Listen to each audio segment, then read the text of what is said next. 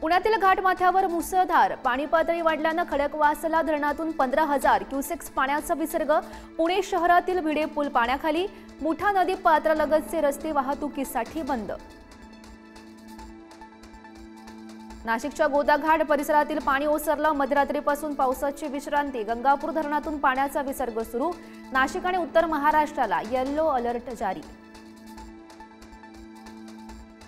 इंदापूरच्या उजनी धरणातील पाणी साठा 62%। घाटमाथ्यावर झालेल्या पावसाने धरणात पाणी। कोकणामध्ये सलग 2 दिवसांच्या मुसळधारेनंतर आज पावसाची विश्रांती। रत्नागिरी सिंधुदुर्गमध्ये ढगाळ वातावरण। शेतीच्या कामांना वेग तर रायगडच्या नागोठणे पाली महाड रोह्यामध्ये पूर ओसरला। जनजीवन पूर्वपदावर। मुसळधार पावसाने भंडारदऱ्यातील कळसुबाई हरिश्चंद्रगड अभयारण्यातील धबधबे प्रवाहित। धरणाच्या कुशीतील कोळटेंभे धबधब्यावर पर्यटकांची गर्दी। हिंदी सक्तीला राज ठाकरे यांच्या पाठोपाठ उद्धव ठाकरे आणि शरद पवार यांचाही विरोध। हिंदी सक्ती होऊ देणार नाही। उद्धव कडाडले तर हिंदी भाषा शिकणं योग्य पण सक्ती नसावी, पवार यांचं मत। मुंबई पुन्हा ठाकरेंची शिवसेना ताब्यात घेणार। उद्धव ठाकरे यांचा निर्धार। तर मुंबईवर शिंदे शिवसेनेच्या भगव्याचं राज्य येणार। उपमुख्यमंत्री एकनाथ शिंदे यांची ग्वाही।